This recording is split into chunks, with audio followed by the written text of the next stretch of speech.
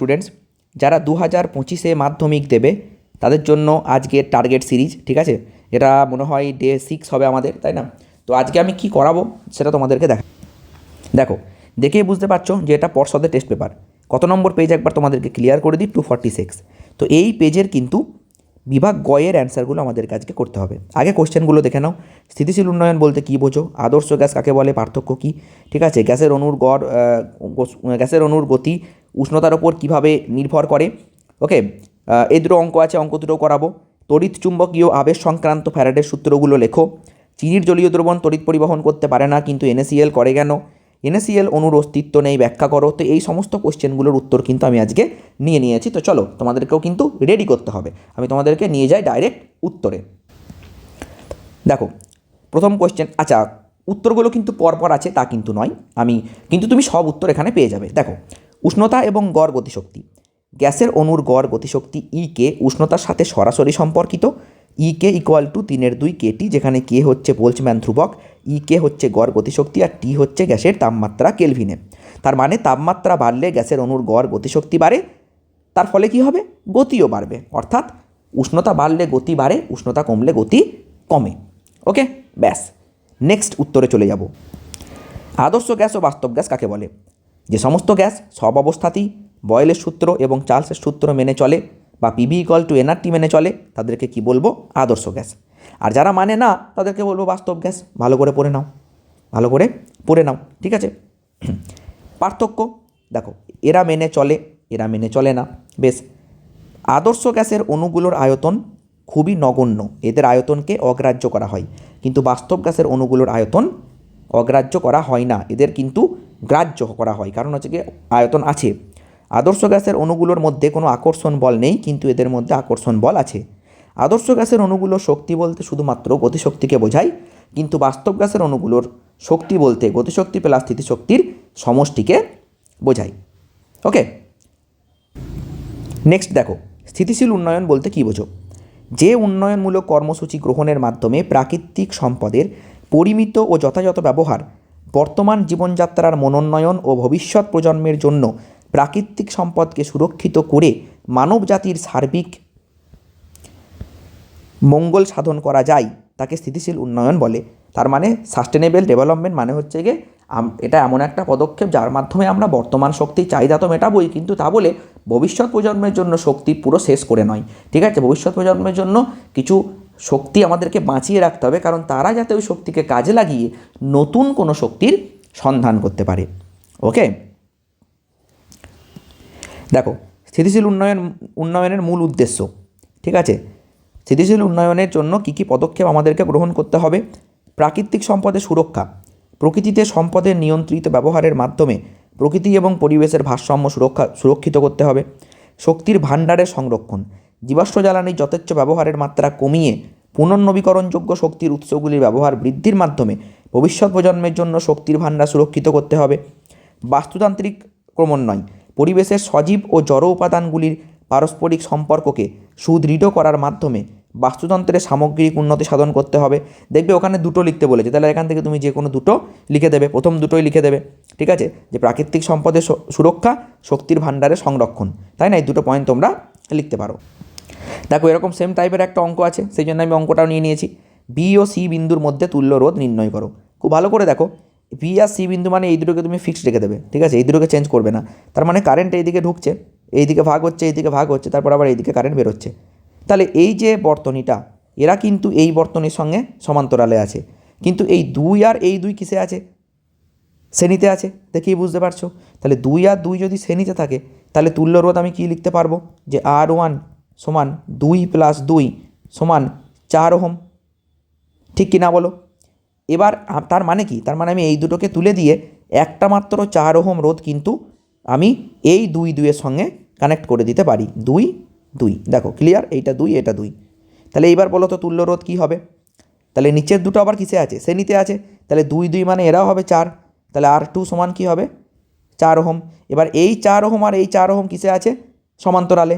আর দুটো 4 ওহম সমান্তরালে যদি থাকে, তাহলে তুল্য রোধ R সমান 4 × 4 / 4 + 4, তার মানে 2 ওহম উত্তর। ঠিক আছে, উত্তর হবে কিন্তু 2 ওহম। পরের প্রশ্ন, তড়িৎচুম্বকীয় আবেশ সংক্রান্ত ফ্যারাডের সূত্রগুলো বিবৃত করো। দেখতেই পাচ্ছ মাধ্যমিক 2017-তে কিন্তু এসেছিল। কোনো বদ্ধ কুণ্ডলীর সঙ্গে জড়িত চৌম্বক প্রবাহের পরিবর্তন হলে কুণ্ডলীতে একটি তড়িৎচালক বল আবিষ্ট হয় এবং কুণ্ডলীতে তড়িৎ প্রবাহ চলে। এটা 1 নম্বর সূত্র হলো। আর 2 নম্বর সূত্র, তড়িৎচুম্বকীয় আবেশের ক্ষেত্রে আবিষ্ট তড়িৎচালক বলের মান কুণ্ডলীর সঙ্গে জড়িত চৌম্বক প্রবাহের পরিবর্তনের হারের সঙ্গে সমানুপাতিক। দুটোই ভালো করে পড়ে রাখবে, দুটোই কিন্তু খুব ইম্পর্টেন্ট। ওকে, নেক্সট চিনির জলীয় দ্রবণ তড়িৎ পরিবহন করতে পারে না, কিন্তু সোডিয়াম ক্লোরাইডের জলীয় দ্রবণ পারে কেন? সমযোজী যৌগ চিনি জলীয় দ্রবণে আয়নিত হয় না। দ্রবণে আয়নের অনুপস্থিতির জন্য চিনির জলীয় দ্রবণ তড়িৎ পরিবহন করতে পারে না, ঠিক। কিন্তু সোডিয়াম ক্লোরাইড অর্থাৎ সাধারণ লবণ একটি তীব্র তড়িৎ বিশ্লেষ্য পদার্থ, ফলে এটি জলীয় দ্রবণে প্রায় সম্পূর্ণ আয়নিত হয়ে Na+ এবং Cl- আয়ন উৎপন্ন করে। তাহলে NaCl ভেঙে কি হয়ে যায় না Na+ Cl-। দ্রবণে উপস্থিত এই আয়নগুলি চলাচলের জন্যই সোডিয়াম ক্লোরাইডের জলীয় দ্রবণ তড়িৎ পরিবহন করে, ঠিক আছে। সোডিয়াম ক্লোরাইডের জলীয় দ্রবণ তড়িৎ পরিবহন করে। ওকে, নেক্সট কোয়েশ্চেন দেখো। আচ্ছা, ওইটাই আছে। আচ্ছা হ্যাঁ, বলছে NaCl অণুর কোনো অস্তিত্ব নেই কেন? NaCl অণুর কোনো অস্তিত্ব নেই কেন? ভালো করে বুঝবে এই প্রশ্নটা দেখবে ওখানে আছে। NaCl গঠন করার সময় সোডিয়াম তার একটি ইলেকট্রন ক্লোরিনকে দান করে, ফলে সোডিয়াম Na+ হয়ে যায় এবং ক্লোরিন Cl- হয়ে যায়, দিয়ে এরা আয়নে পরিণত হয়। এই আয়নগুলো আণবিক বন্ধন তৈরি না করে ইলেকট্রোস্ট্যাটিক শক্তি দ্বারা একে অপরের সঙ্গে আকৃষ্ট হয়। তাই পৃথক NaCl অণুর কোনো অস্তিত্ব থাকে না। দেখবে তোমাদের ওই পেজেই কোশ্চেন আছে যে NaCl অণুর কোনো অস্তিত্ব নেই কেন। ওকে, পরীক্ষাগারে উৎপন্ন NH3 গ্যাসকে জলীয় বাষ্প মুক্ত করতে গাঢ় H2SO4, ফসফরাস পেন্টক্সাইড বা অনার্দ্র CaCl2 ব্যবহার করা হয় না কেন? ওখানে দেখবে গাঢ় H2SO4টা আছে, তো এইখানে সব কটাই করে রাখবে, ঠিক আছে। যে কোনো একটা কিন্তু এখান থেকে আসতে পারে। দেখো, অ্যামোনিয়াকে H2SO4 কেন ব্যবহার করা হয় না?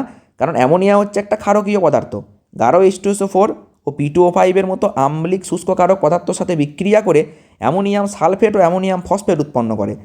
দেখো, যখন H2SO4 এর সঙ্গে বিক্রিয়া করছে অ্যামোনিয়াম সালফেট উৎপন্ন করছে, আর যখন P2O5 এর সঙ্গে বিক্রিয়া করছে অ্যামোনিয়াম ফসফেট উৎপন্ন করছে। এই দুটো বিক্রিয়া কিন্তু পড়তেই হবে, মাস্ট। ওকে, যার জন্য কিন্তু এইগুলো দিয়ে শুষ্ক করা হয় না। আবার অনার্দ্র CaCl2 ব্যবহার করে অ্যামোনিয়াকে জলীয় বাষ্প মুক্ত করতে চাইলে এটি অ্যামোনিয়ার সঙ্গে বিক্রিয়া করে একটি দ্রুত যৌগ গঠন করে, ঠিক আছে।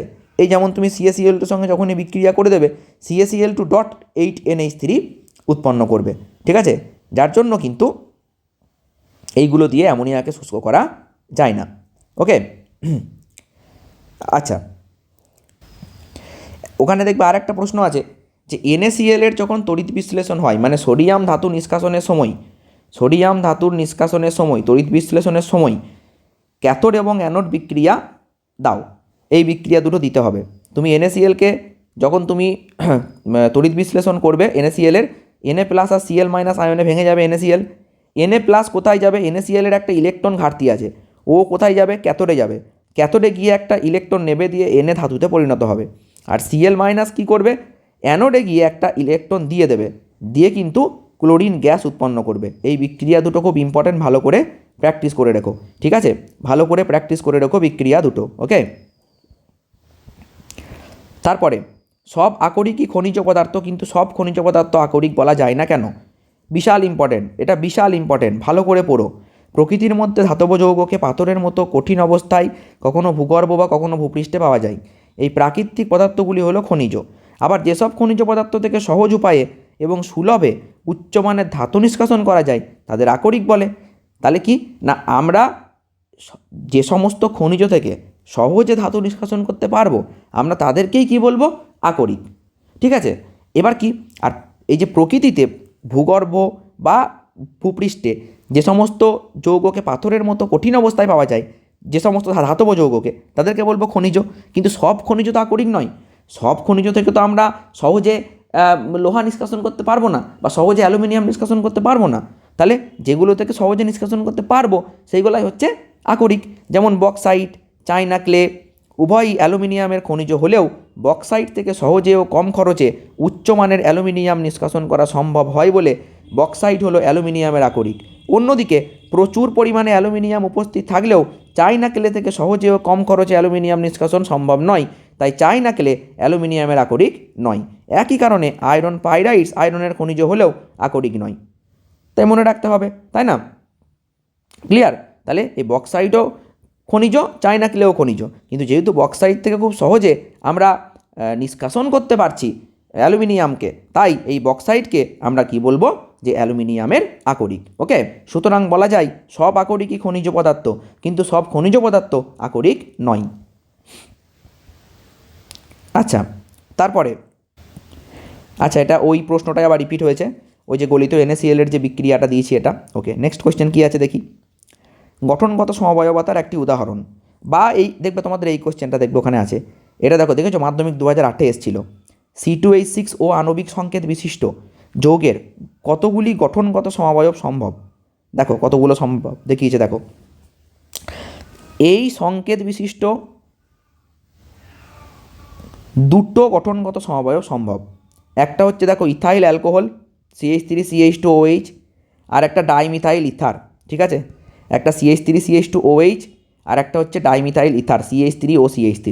এটা বিশাল ভাইটাল কোশ্চেন, এটা EBT টেস্ট পেপারও অনেক জায়গায় আছে, আবার দেখবে তোমাদের এমনি পর্ষদের টেস্ট পেপারেও অনেক জায়গায় আছে, আর এই পেজে তো আছেই, যেখানে দেখালাম ওইখানে তোমরা সবই পেয়ে যাবে, ওই কোশ্চেনগুলোকেই আমি যেহেতু নিয়েছি।